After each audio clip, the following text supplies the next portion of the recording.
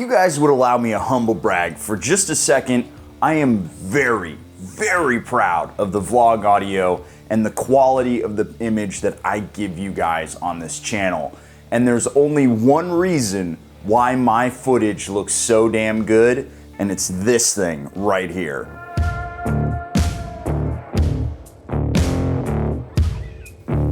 I use action cameras literally every day. These are the linchpin of my operation, and without these, I could not do the job that I do.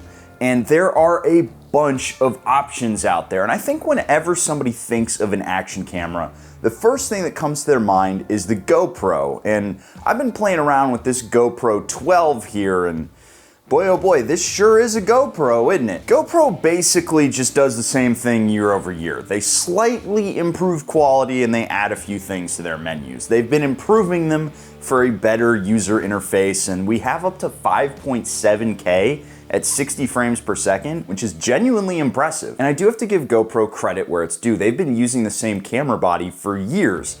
This thing right here is the same shape as my GoPro 10, which means all of my GoPro 10 accessories still fit it. To be honest, I was totally expecting GoPro to pull an Apple and make sure that everything from the last generation didn't fit so that you'd have to buy it all over again. And then in the other corner, we have the Insta360 Ace Pro. This is a brand new action camera that's been out on the market for less than a year. And this thing has some genuinely awesome features. Namely, it has this flip up screen right here, which allows you to actually see what you're looking at if you're holding this camera like this and trying to vlog to it. But I have to be honest, Insta360's strength is not their action camera game. It's actually their 360-degree camera game, which is why it's in their name. This thing has some pretty decent tech in it, and they have a lot of AI features, though personally I think they're gimmicks. I will give them credit, they have been updating this thing. And in my review of this, which I did a while back, I complained that the HDR was always on at 30 frames per second. They've fixed that, and now you can actually turn it off. And personally, I don't use HDR because it looks like oops all Instagram filters every single time you turn it on. And then there is the DJI Osmo Action 4, and DJI is actually sponsoring this video. They sent me the GoPro that I've been testing, and they actually volunteered to send me one of these Ace Pros here so that I could shoot it out against their Osmo Action 4, which this is actually my mainstay go-to camera. I use it on my handlebars and I use it on my chin. But it is not just because they are sponsoring this video, it is because this right here is genuinely the best action camera you can spend your money on. But what about the actual action camera? The Osmo Action 4 right here is the smallest action camera of the three, which is important for reasons we're going to talk about in a second. It has a 1/1.3 sensor, which matches the Ace Pro and beats the GoPro. It shoots up to 4K at 120 frames per second. It's got a 155-degree field of view, and most importantly for me, it shoots in D-Log-M colorway, which again, we'll talk about more in a second. But before we dive into the filming technobabble and mumbo jumbo, let's actually talk about something real that's important to anybody who's looking to buy something, and that is the price. This one's totally easy, and I don't really need to spend a lot of time on it. DJI wins. This thing's $299. This thing, $400. This thing, $450. For the same price as these cameras, you can get this thing with 3 batteries, a travel case, and you still have a little bit of money left over for some other accessories. This is a badass choice just based on the fact that it is so affordable relative to the other action cameras. And guys, I'm just going to interject this part right here because this is something very cool that I've been able to do with the DJI gear that I haven't been able to do with any other camera company equipment that I've gotten before. So I'm actually out here on the road right now. I don't know when this video is getting edited, but I'm charging my gear off of the battery packs for my Osmo Action 4s because I have a whole bunch of these battery packs lying around and I don't have enough chargers to charge all my gear. So if I'm out on the road, I can actually cannibalize batteries I'm not using to charge things like my Cardo. Honestly, that is a brilliant idea, and I don't know why other companies don't steal that, because you're literally creating power bricks. It's awesome. And while we're on the topic of theft, does this look familiar? Because it should, because Insta360 basically just copied this straight from DJI. This is their quick release mount, which allows you to swap a camera from your handlebars to your chin really quickly, and the tabs are made out of metal, so you know that they're gonna hold the camera on super tight. If you're worried about this thing coming off, watch this clip.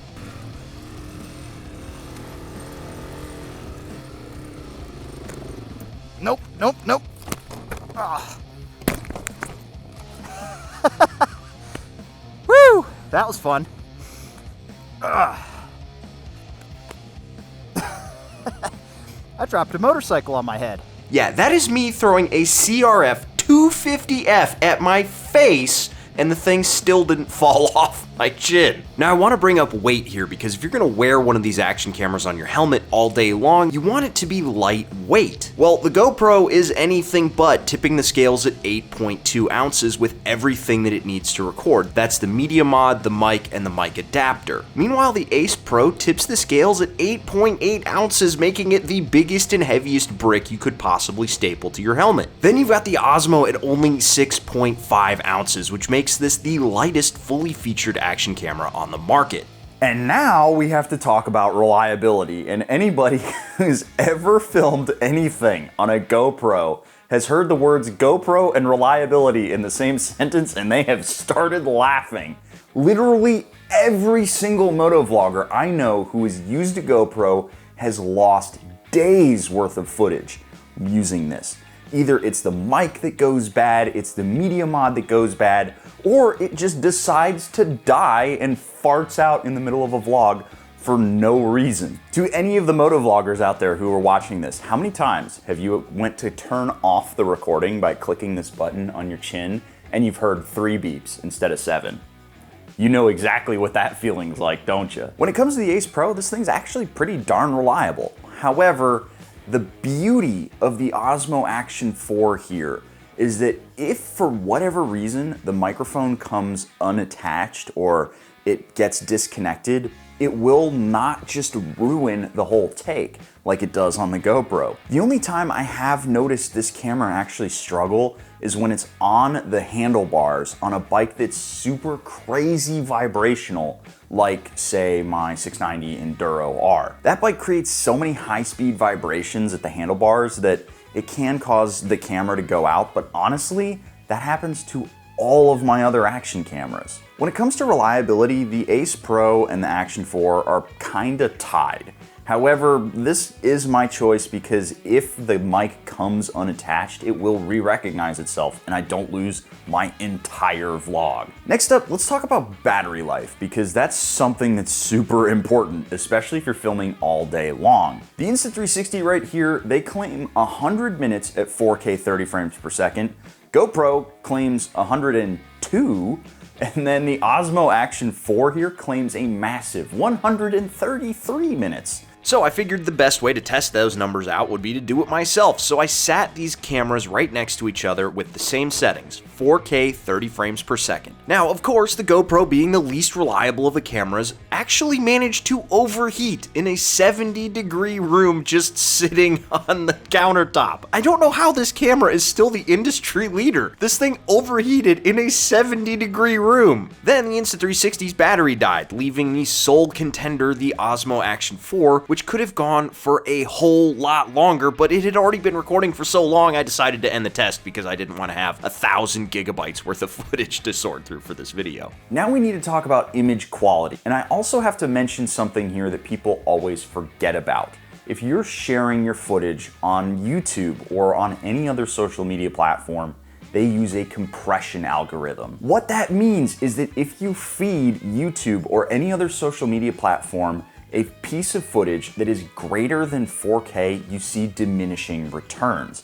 That makes the GoPro's 5.7K completely irrelevant in my world. But it's not just your image quality that matters, it's your audio quality. So let's get out on the bike and show you back to back to back what all these cameras look and sound like. Now, no one out there making an honest review or an honest comparison can say that the GoPro does not look great. GoPro has been one of the leaders in image quality forever. The problem is the audio is not that great, and the setup is actually kind of janky. Because this camera doesn't have an inbuilt gain control, I have to use a volume knob on a string, basically, a little cord that connects this microphone to the camera, and that has 3 failure points. Obviously, we've got the plug on both sides, and then we have the knob in the middle. All of that can fail, and then I'm stuck using whatever microphone works the best with that, and all I could find was this basic gaming headset mic. It's a single mono mic, and it doesn't sound that good. There are some people out there who may prefer this sound, but back to back, it's kind of hard for me to listen to. Unfortunately for the Insta360, I forgot the little mounty guy, so I have to go home and get that. That's kind of annoying. Now that I have the Ace Pro on my head instead of in my hand, you can hear that the audio has significantly improved. That is because both the Ace Pro and the Osmo Action 4 have inbuilt gain controls with negative gain adjustment. That is massive because what it allows you to do is dial down the audio that's coming into the camera so you avoid that crunchy clipping sound, which is awful. It literally ruins the take. For me, this camera, even with the sharpness dialed down, even with the HDR dialed down, it doesn't feel right. It feels like it's always got an Instagram filter on. And I've really tried to dial that away. I just can't make it work. And again, to taste, you may prefer this look, but if you're trying to shoot something that's true to life, this really isn't it. And then last but not least, we have the Osmo Action 4. This is the camera that I use 99% of the time when I'm shooting vlogs nowadays, just because the audio is so good. And there is a difference between good audio and great audio, and I have tried for so long to find that great audio. And when I finally got my hands on the DJI and I heard what it could do, I was genuinely impressed. But it's not just that the audio is great, it's that we get great picture.